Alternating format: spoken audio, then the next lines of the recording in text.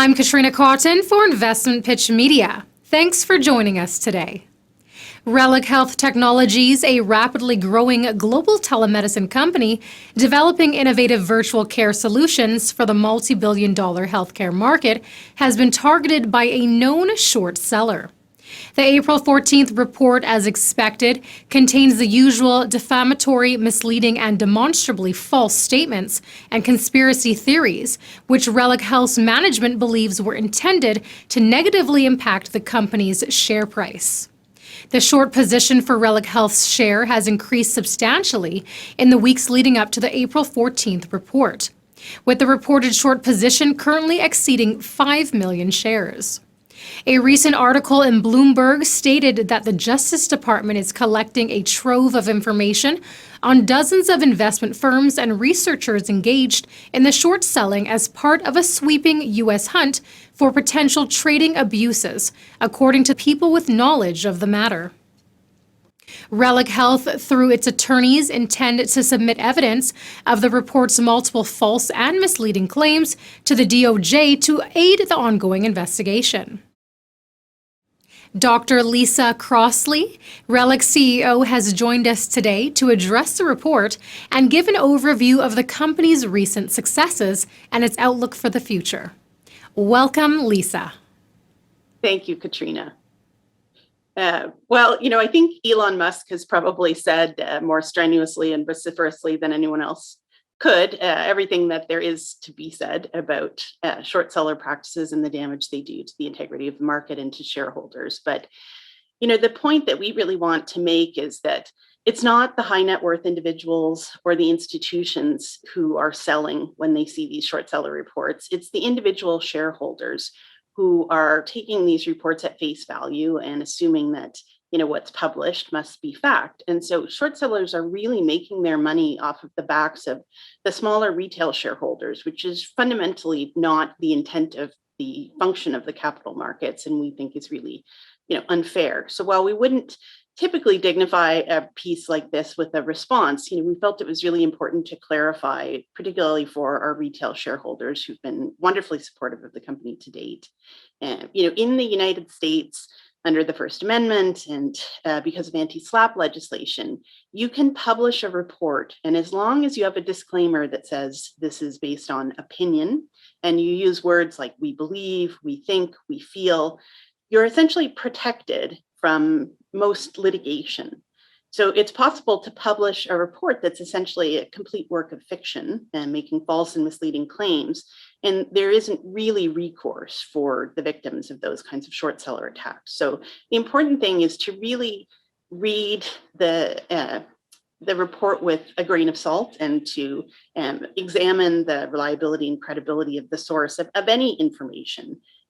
Keep in mind that the publicly traded companies that most people invest in are heavily regulated by the securities commissions in various countries. But in our case, we're also heavily regulated by Medicare and Medicaid through our clients. And so we are very, very careful about what we do. We always make sure that we adhere to the laws and legislation. And we are always transparent with our shareholders. And I would refer any shareholder with any questions to our SEDAR filings, where they can see that, for example, the company over the last 4 reported quarters, we grew revenue over 494% on a quarterly basis. And so we're in a period of very significant growth. The company has also expanded across multiple jurisdictions. So we're now, with clients throughout the United States. We're in Puerto Rico and the U.S. Virgin Islands. Under the new billing codes for remote therapeutic monitoring, we've significantly expanded our target market to over 60 million eligible patients. Medicare reimbursement has increased by over 5 since we started with customers in late 2017, 2018. So there are a lot of tailwinds for Reliq.